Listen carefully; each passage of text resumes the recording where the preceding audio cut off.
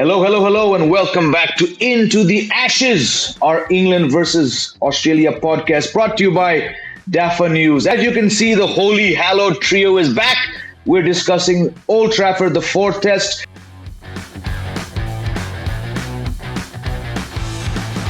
Liam, I'll start with you. Welcome back to the show. Australia are still 2-1 up. All they have to do is just win this last match, take the Ashes home. Bob's your uncle. But, Liam, there are batting problems within this Australian team. Warner, Smith, and strangely, Labuschagne just not doing things the way many people expected them to do. Yeah, it hasn't been the greatest series for all three of those guys. Obviously, Smudge did score a century at Lords, but Marnus has been the real disappointing one. I know a lot of the attention's been on Dave Warner, and that was naturally going to happen, especially after the way he performed in 2019. But yeah, I've been disappointed with Marnus and his performances across 3 games, but I wouldn't imagine he's under any pressure. I would say it's more likely Davey at the top, and especially with Cam Green coming back. Yeah, I'm not entirely sure what they're going to do, but they need to do something because they don't want to have a 2-2 scoreline heading into the 5th test. With Mitchell Marsh, Liam, playing outstandingly in that one match, and I know he's spoken about it. He said, I didn't expect to play. This is my UK holiday. He's done fantastic things, and he got wickets as well. You mentioned Cam Green. Do you think the situation for Australia has hit that stage where some kind of left field selection has to be taken, just given the fact how powerfully England came back in that last match? Personally, I do, yeah. I think that either one of Cameron Green or Travis Head should probably move to the top of the order to accommodate Mitchell Marsh after the way he batted at Headingley, and especially his bowling as well. If you have Green and Marsh on top of the brilliant seam attack that Australia have, that gives them a lot of options. And it just extends their bowling attack. So yeah, I'm on board with staying a bit out of left field. Yeah. Let's come to Dom and the English team. Dom, fantastic win. Two areas or two names which we think are going to be discussed. One, who bats at number 3, and second, I know the immense faith that this team has in Johnny Bairstow, but the keeping is just not what you expect. Are you surprised, dismayed that they perhaps didn't bring in Ben Foakes, given what he's been doing, which seems like forever now, behind the stumps? I'm not surprised. I am a bit dismayed. I think that this England team under Stokes and McCullum like to be consistent in their selection, like to keep their faith in guys. I mean, you look at the improvement Jack Leach showed in the period up until his injury before the Ashes, through just being backed. They like to back the men they pick. But yeah, Bairstow is now starting to feel to me like a selection that could lose this series. Last season, he was the spark for everything England have done in this new era with his phenomenal batting in that series when he wasn't keeping wicket. The development of Harry Brook meant there was a decision to be made, and they kind of tried to have their cake and eat it a little bit. Bairstow is not batting the way he did 12 months ago, which is a problem. Is a problem before you even bring the wicket keeping into the equation. He's had 1 score in the series, which is 78, and crucially, that was before he even kept wicket. That was in the first innings at Edgbaston. He's averaging 23.5. It's a lot lower since he's donned the gloves and just coughed up mistake after mistake.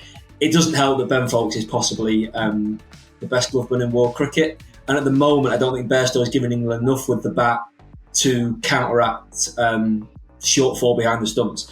There's an idea that Foakes isn't a baseball selection. I think on the contrary, he's the most baseball wicketkeeper you can have. All the idea of England bowling attacking lines, always going for wickets, that's enhanced when you've got a brilliant wicketkeeper behind the stumps. There are mistakes happening in the slip cordon now. Joe Root dropping chances at Headingley that he doesn't really drop. That it's kind of contagious what's happening with Bairstow through the cordon, and in tight games, and this is probably going to be another one, it's going to have to be a bit of a shootout with rain around.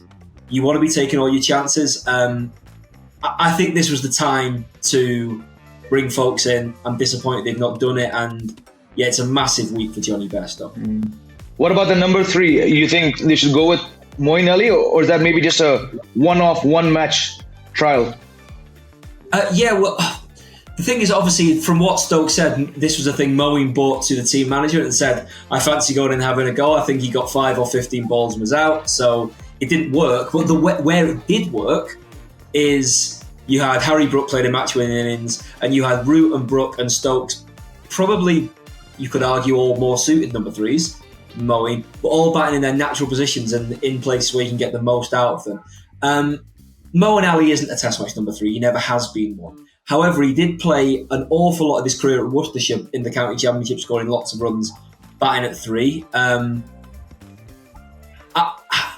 There is no perfect solution here.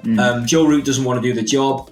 Ben Stokes, I think, could do the job, but you don't want to move him from where he can make miracles happen at number 6.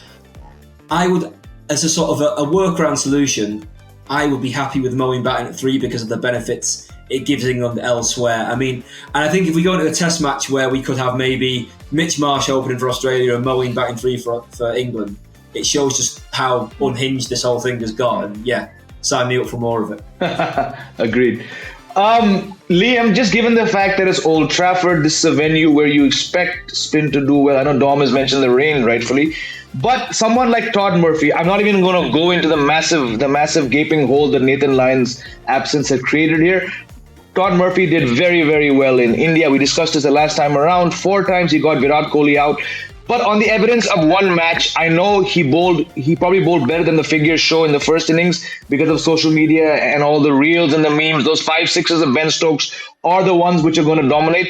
But the worrying thing is in the second innings, I think he only bowled a couple of overs. Does that perhaps suggest to us that Pat Cummins is unsure how to use Todd Murphy in these conditions? Yeah, you would think so. From the outside looking in, he maybe doesn't trust Todd Murphy in these conditions. Obviously in India, as we've mentioned a couple of times now, performed really well. But I would stick with him. I would persist with him and I would just use him more. The way that England are playing cricket is obviously so attacking, which we've spoken about throughout the entire series. He's going to get hit for boundaries, all off spinners do, but he's going to take wickets as well. So I think he's worth persisting with, and I'd like to see him obviously get more than the 2 overs he got in the second innings at Headingley. So yeah, I'm looking forward to seeing how he goes at Old Trafford. If they do look in a different direction, they could go with an extra batsman or an extra seamer and just have Travis Head as the spin option. But I would stick with Todd Murphy for this 4th test. Decisions. Well, we've discussed the combination. We've discussed players who perhaps could come in or go out. We've discussed the problems with both these teams. The most important question, gentlemen, I need your predictions for Old Trafford. I'll start with Dom.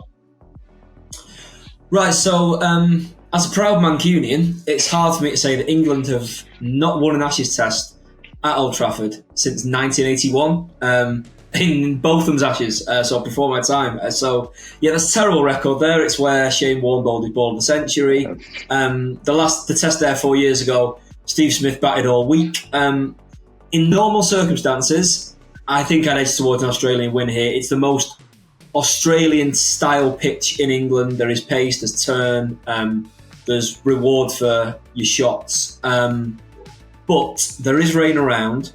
And I think this is going to turn into a bit of a shootout of a game. There'll be lots of mini sessions with, who can, whittle out a few wickets in a small 20-over period, who can score a quick 100. And I just think the sort of cricket that's going to be played in the conditions lend itself more to this England team winning sort of a high-octane game, maybe low-scoring with fast-scoring rates. And I can see maybe Harry Brook building on the confidence he got at Headingley, maybe having a decisive knock. Maybe James Anderson, if he plays in his, surely his farewell Ashes test on his old ground. He's not going to be playing in 2031. So yeah, I can just see England getting over the line, but it's going to be another game of back and forth for as long as they can get out there away from the rain. Interesting. Liam? Yeah, I agree with a lot of what Dom said there. With the rain about, it's going to come down, I think personally, to the captaincy as well for a lot of it, and how Ben Stokes and Pat Cummins use their respective bowling attacks. I've had my concerns about Pat Cummins' captaincy, even in the 2 games that they did win. So if it is a rain-affected match and it does turn into a bit of a shootout, I would probably lean towards England. They've obviously got more to play for as well, because this is do or die for them.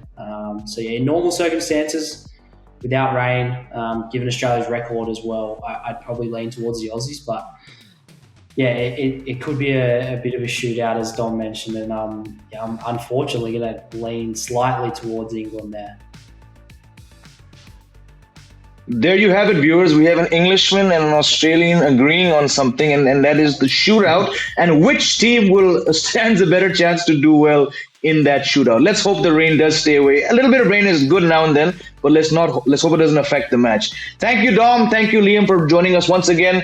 Viewers, stick around. Head over to DAFA News. You'll get all the latest updates, scores, everything related to this fantastic, not just the series, but in cricket in general. Come back and see us again. This is Jamie Alter on behalf of everyone here at DAFA News saying goodbye, take care, enjoy the cricket.